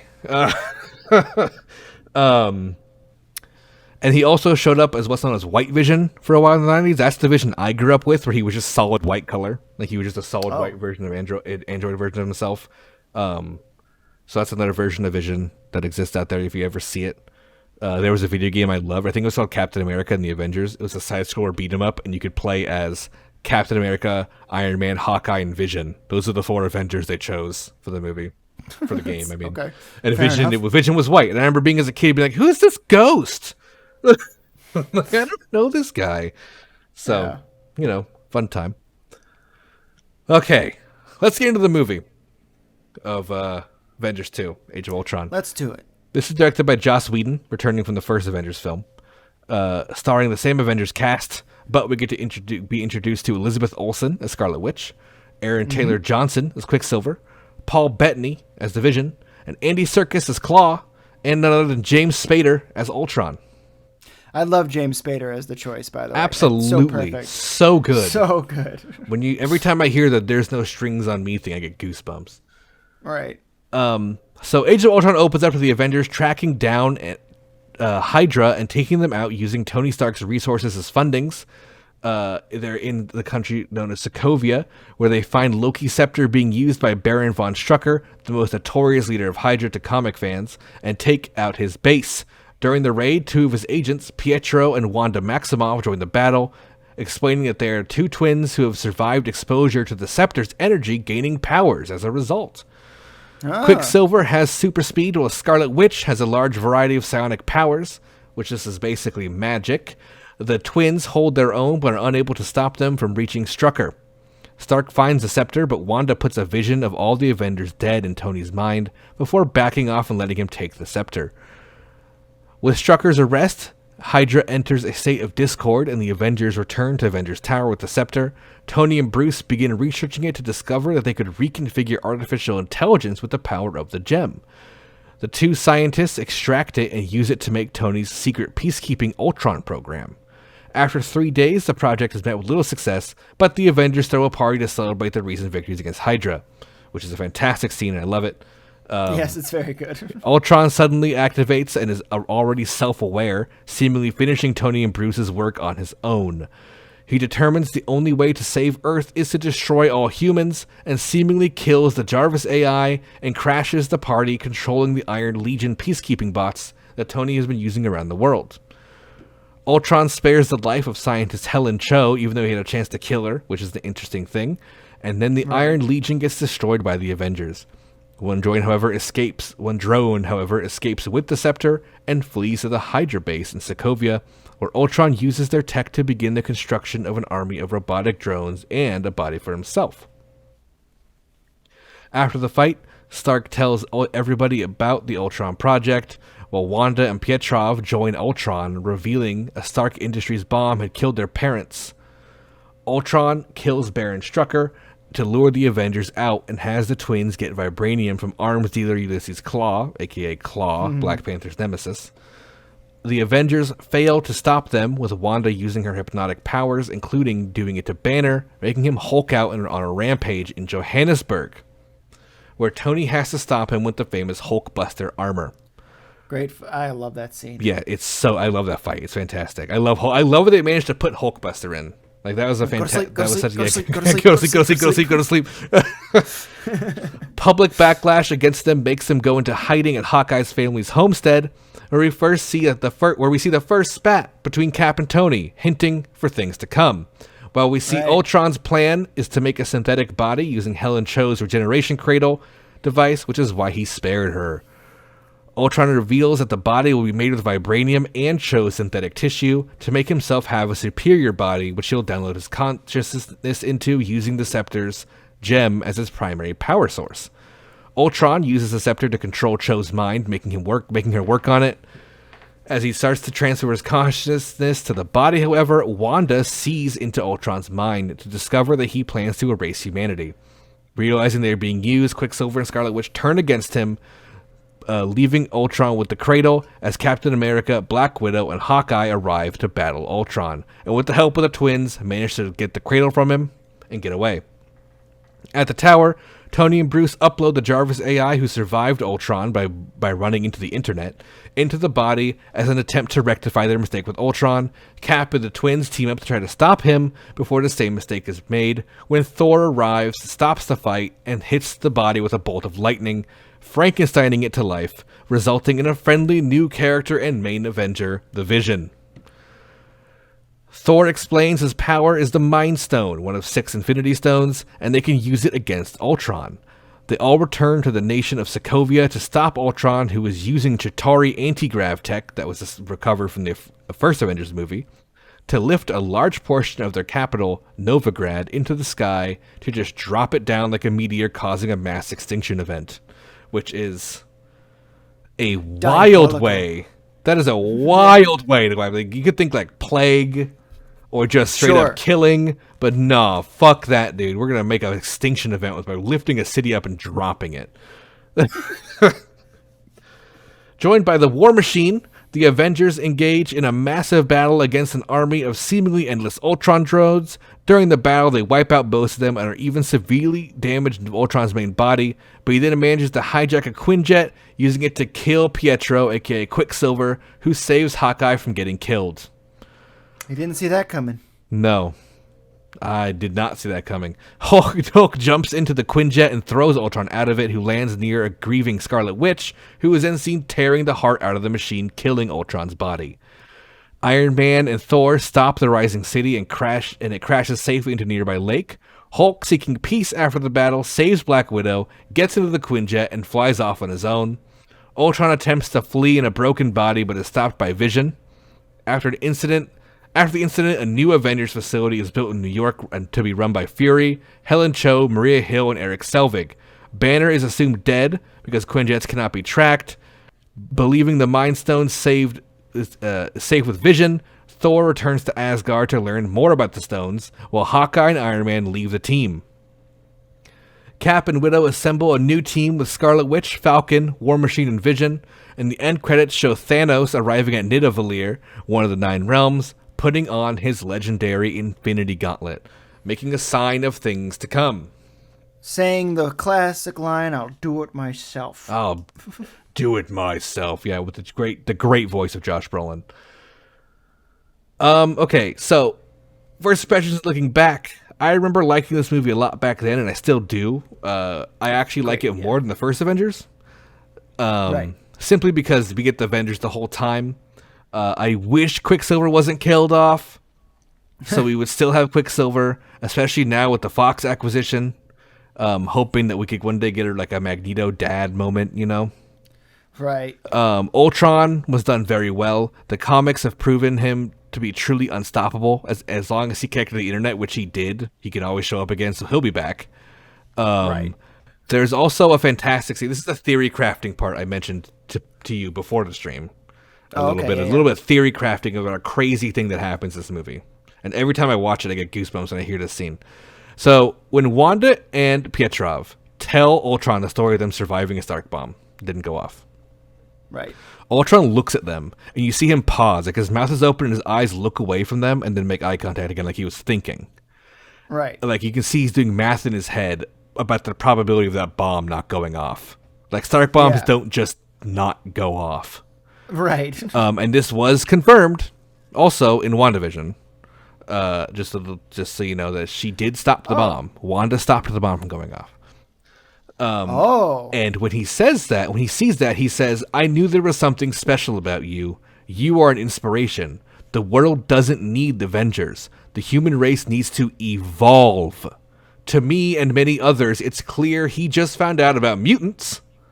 Right. And he legally couldn't say it at the time of the film. But it seems like his plan switches to when he drops that crater, it's not going to wipe out humanity. It's going to force everyone who can have their X genes activate. Oh. And he's now kind of like, oh, mutants are a thing. That'll save humanity if mutants are here. Because they're better humans. They're stronger humans. They'll be able to save themselves. And there'll be a smaller amount of them, that kind of thing. So that's like a fan theory that at the time, we're like, that's too crazy. But now that Fox acquisition happened, and they can say mutant, and they even did say mutant in Venom, Let There Be Carnage. They say the word mutant for the first time outside of X-Men. And X-Men stuff is coming. We know it is. Especially with the most recent Marvel movie. It's just like, I think it's very possible that he recognizes they're mutants, which would explain how Scarlet Witch also was able to instinctively stop a bomb from going off and killing her and Pietrov. Right, because I never even thought about that. Yeah, you're right. I glossed over that scene. Like it was just like, oh yeah, the bomb didn't go off. Okay, whatever. Yeah. Just dumb luck. Just sheer dumb luck. Yeah, it turns out No. she's a master of chaos magic by her X gene. So she's just stopped it from happening. It's That's cool. yeah, so mutant stuff. Pretty cool. Love that part. Yeah. Every time I Oh, see yeah, that no. movie now and hear that line, I'm like, oh, because I'm a X-Men is my favorite part of Marvel. Like Yeah. they're my favorite comics like of all time. I love X-Men. So seeing that, I love it. Right. So what do you think of Age of Ultron? Oh, I agree with you for a lot of what you said. I love it too. It's not my like favorite. It's I was saying it before stream or before we were recording today that like I like the first Avengers a little bit better just because it was the first one, and Right. I like for some reason I just had that thrill of them coming together and uniting for Yeah. the first time. But you make a great point that in this movie they're all together the whole time. Like it's basically them Yeah. hanging. Like they take small breaks apart in order to do other things, and then they come back together anyway, because they are constantly helping each other out. So in that way, it's great. I think that again, Ultron is a great villain. I think that, I think I said this last week too. Is that I think I remember there was a reception with other a more like worldly reception that it wasn't as good as the first one. Also because it didn't seem to have as much to do with Yes. the overarching story with Thanos. Like there was no, with the exception of the Mind Stone being discovered and being put into Vision, there wasn't any real reference to other Infinity Stones. There wasn't a lot of progression towards the inevitable Infinity War and Right. that kind of stuff. So Yeah. I think that was one reason why people weren't as big on it. I don't care. Again, I think as its own story, it was really great. You also got tons of hints of for things to come, like Wakanda and Black Panther. Yep. Because that was really fucking awesome, and there was just a lot. I think I said it last week where Age of Ultron was great because it set up so much. It did conclude stuff. It totally concluded some things. For example, Ultron's first showing at least it concluded his conclude first defeat and Quicksilver. stuff. Yeah, sure as hell concluded him. But for the most part, I'd say that Age of Ultron left way more things wide open than it did close things, which I like as somebody who Yes. knew that things were going to continue on. It also introduced Vision and Scarlet Witch, which are two major Right. parts of Marvel. Like I said, they're a very famous romance and a very tragic story, which is still going on. Scarlet Witch is a main character in the most recent film, Multiverse of Madness. So Right. Which I still need to see, but it's I will excellent. eventually. But you got to watch WandaVision first. Do I really have to watch it? It's a sequel to WandaVision. So, I don't know why you're so resistant. It's such a good show. All right, I just don't like committing to shows. it's like I'm 6 not a episodes. show Deal guy. with it. All right, if it's 6 episodes. All right, next we got the last movie of our episode today, the 6th and final film of Phase 2, the 12th Marvel movie. We got Ant-Man. So this would bring the lesser known but mainline Avenger Ant-Man into the fray.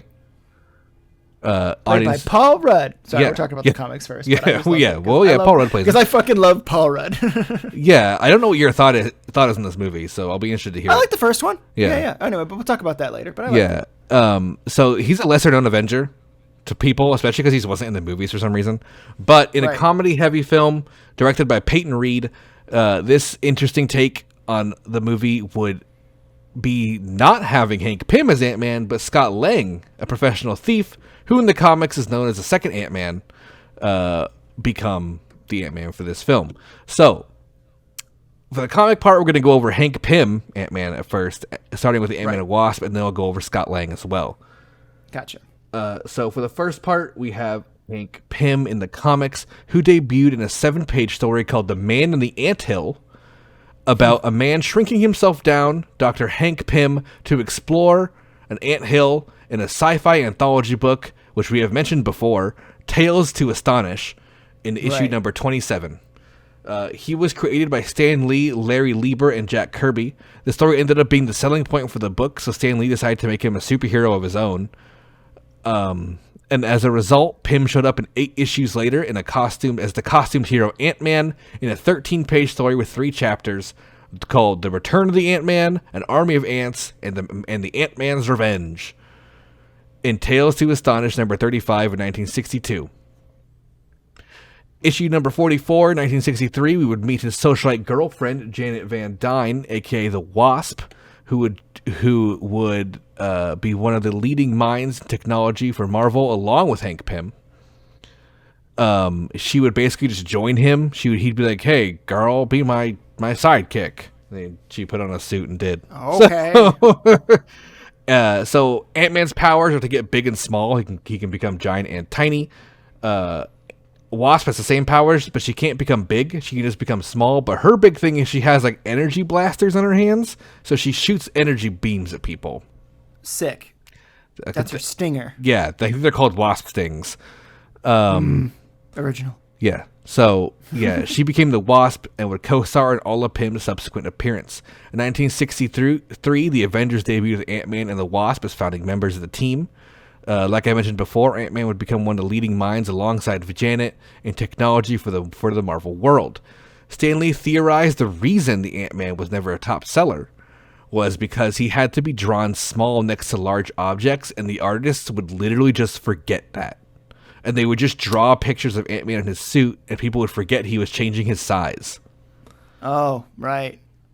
Yeah, so he would just seem like a guy in a suit with like super strength, kind of, but he was actually a tiny man punching people. Right.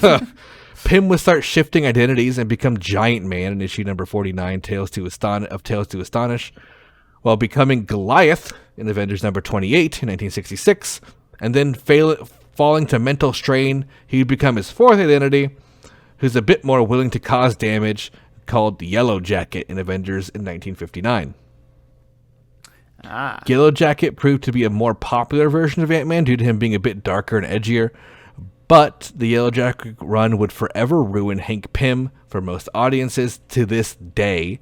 In a famous comic in Avengers 213 in 1981, when Hank Pym fully slaps Janet in the face for asking if he's okay while being court-martialed.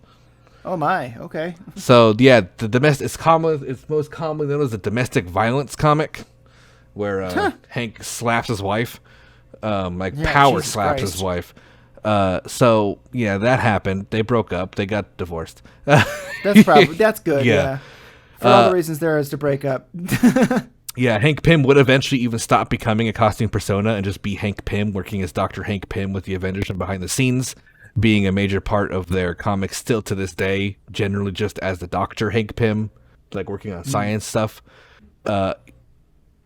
Janet would continue to be the Wasp and eventually die in the late 2000s, but return in a major way in the comics in a huge cosmic event known as Secret War.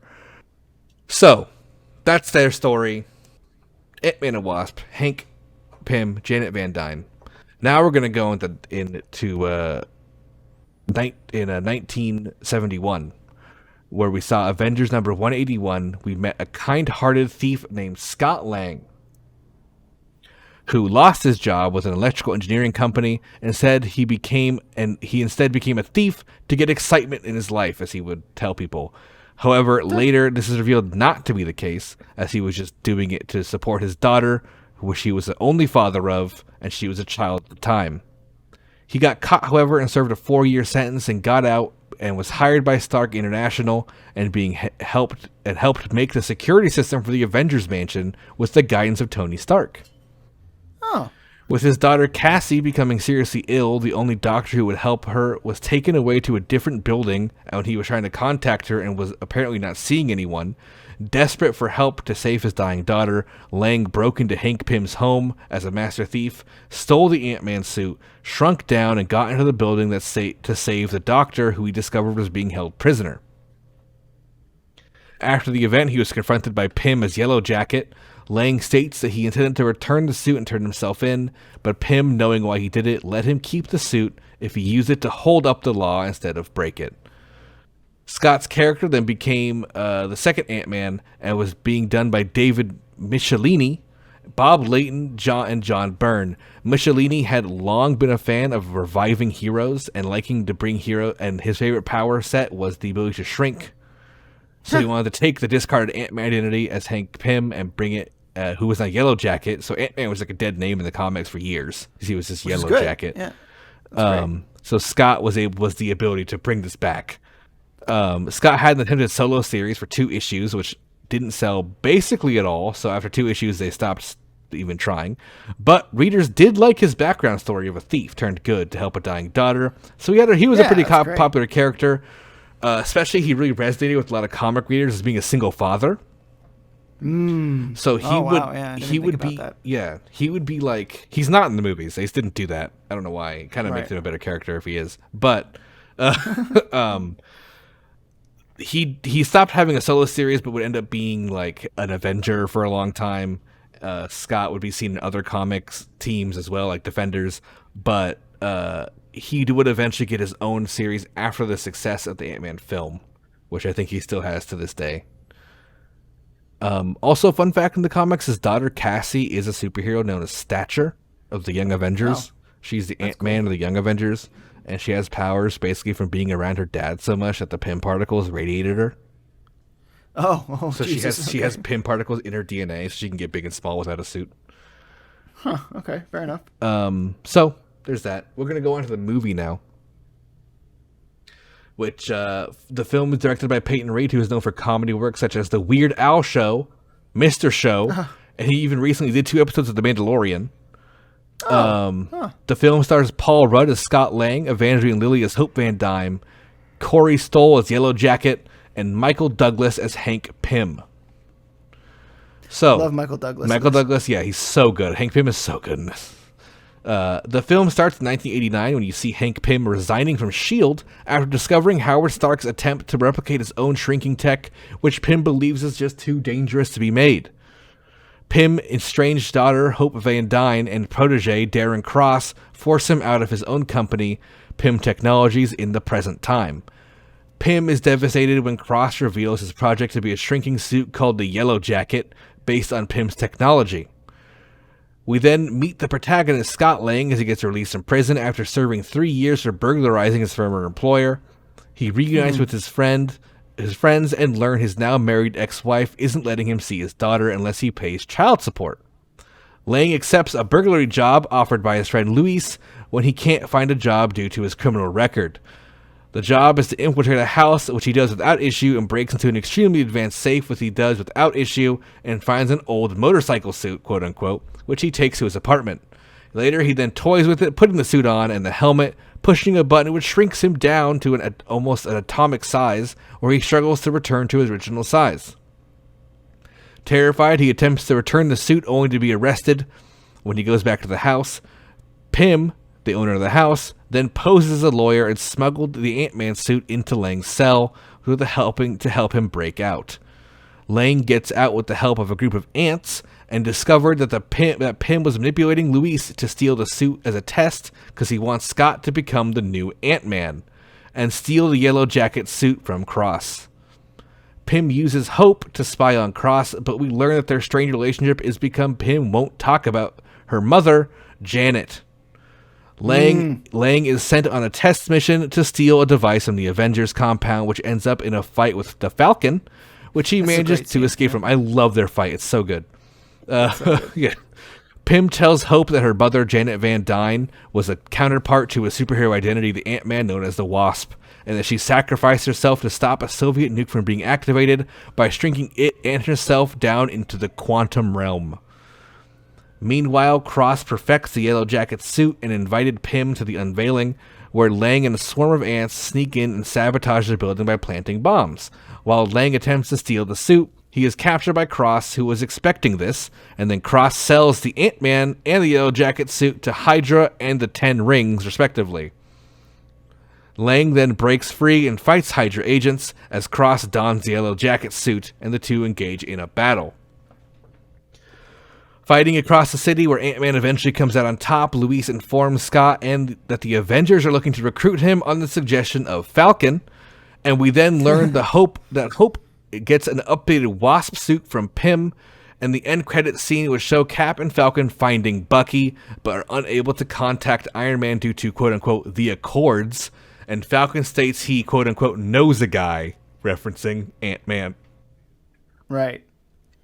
So, looking back on this film and my reaction to it at the time, I was a big fan of Ant-Man because I do actually love shrinking and growing powers. They're probably one of my favorite power sets in all of Heroes. I think they're just so funny. I love the idea of turning super tiny and punching a dude full strength in the face. I did really enjoy this movie, and I thought the comedic approach was a very suiting way for the role of Paul Rudd, especially as Ant-Man. It's also, in a Guardians of the Galaxy way, kind of hard to make Ant-Man like a serious character. Right. So, like, again, he is kind of he shrinks and gets big. Shrinking is like, it's like a silly idea for a power. So it was great they did it this way. This movie served as a very basic origin story for Ant-Man. And it had a couple interesting takes, such as Hope Van Dyne, who was invented for this movie. She's in the comics now, but she was originally from this film. And she is the daughter of Janet Van Dyne, and she's a new Wasp. So that was a very interesting way to do that. Right. Also, I think it was a great way to introduce Ant-Man and Wasp because, again, people don't like Hank Pym for the domestic abuse reason. So, like, I think they knew that. I think that's why they did Scott Lang. They're like, we can't have Pym be, like, this main hero. Like, it's too weird. But also the Yellow Jacket, that was great because the Darren Cross Yellow Jacket is Scott Lang's nemesis. Like, they tried to reinvent Yellow Jacket because, like I said, Hank Pym wasn't a character anymore. So Yellow Jacket came back as a much more like Iron Man-y tech suit character who could also shrink, and grow big, and with Darren Cross. So like I didn't talk about that beforehand, but because literally it's like 5 sentences. He's more recent of a character, but he is Scott Lang's nemesis in the comics. So it made sense to throw him in the movie as the villain. Yeah. So what do you think about Ant-Man? I liked it a lot because I thought it was it was obviously a Marvel action movie, but part of it, or a lot of it, felt almost like just like a theft movie, like a lot of the movie, like a heist movie. It was a heist movie. Yeah. Which is really nice.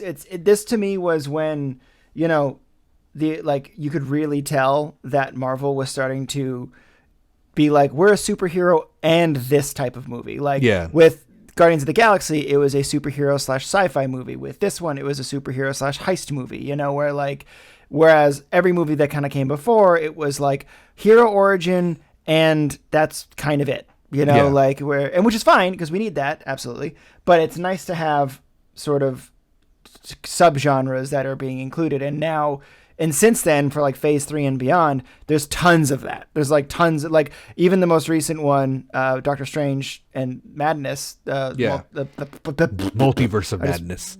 Thank you. Multiverse of Madness. It's kind of like a horror movie, people were saying, which is kind of cool. Like, you know, it makes me a little nervous to see it because I don't like scary stuff, but I'm still going to see it. But you don't have to worry about that. Yeah, I like Doctor Strange enough. It's scary for children. It's fine. Right, sure. But I love Doctor Strange already. So, but no, back to what I was saying is like, it really kind of gave a new thing. And I loved like you said, the comedic take on it. I loved Paul Rudd. I just like Paul Rudd a lot as an actor. I think I love Paul Rudd too. When he's just in something, I kind of am like, I'll be automatically interested if Paul Rudd's in the movie. Like, so. I like Ant-Man and Wasp. I don't think it's a bad movie. It's weird. It also came out just like Ant-Man. They both came out at really weird times after Avengers films. Right. Like it's like he's got his own little weird side story that takes place at the same time. Like, as you saw, the end credit scene of this is a scene in Civil War, which means this is happening around the same time. Like, it's very weird. Yeah, and that same thing happens in Phase 3 when, like, you know... Infinity War happens, and then we see afterwards the end credit scene is the result of Infinity War, of a movie that came out after Infinity War. I really like Ant-Man and Wasp because we do get Wasp, which was missing in MCU. Sure. And she's cool. Paul Rudd carries the movie, though, just being Paul Rudd. Like, I saw Ant-Man and the Wasp. I do not remember it. I've only seen it once. I think it's the only Marvel movie I've seen once. I think I've seen the rest of them multiple times. I saw the first Ant-Man once, but I remember it. Like, I remember the fight scene. I remember them going like in the big going big and the big at the end. Goliath is part of that movie. Ant-Man and Wasp, the black guy, because in the comics he was known as Black Goliath, which is a little weird. But so he's in it. Lawrence Fishburne, I think, plays him. I don't remember. Is it Lawrence Fishburne? Or am I crazy? I don't know. Anyway, it's whatever. That's not this movie. We'll do that next time. It's a Phase 3 episode 1. Yeah. So yeah, maybe I should try to watch Ant-Man and Wasp again. yeah. I just don't remember. I honestly it. might Like, too, just because I don't remember much of it either. I I don't know remember it Janet all. shows up in it, but that's about it. Oh yeah, okay, I kind of remember that. Yeah, this is that was phase 2 of Marvel. So I love the Marvel movies. I'm gonna take a break from doing Marvel next week. I have another episode Sure. planned. Great. We're gonna go into an area we actually haven't been to. I'll go ahead and tease it now. We're going into creepypastas. Oh no way. Okay, I got a creepypasta with we can talk one about. that I love to death that I actually discovered recently, and I fell obsessed with it. Because it's like creepypasta has nothing but lore, so it's right. cool. Yeah. So we're gonna do that next week, and then after that, maybe I'll come back for phase 3. Maybe we'll do an episode. I don't know. We'll see what happens. That's too far in the future for me to even think about. Right. So yes. that is the end of this long episode of Lore Lords, episode 32, MCU and You Part 2. Everybody, Thank you guys. thank you for being here. Thank you for listening. Yeah. Appreciate Again, you. we're live every Thursday at twitch.tv/Atlas tonight at 5 p.m. Pacific time if you want to tune in live. But we appreciate If you you don't, listening you don't anyway. have to. Exactly. Yeah. Any way you listen to it, we love it. Have a Yeah, good we night, really everybody. do. It's good. Thanks Bye, for listening. everybody. Big hugs and kisses.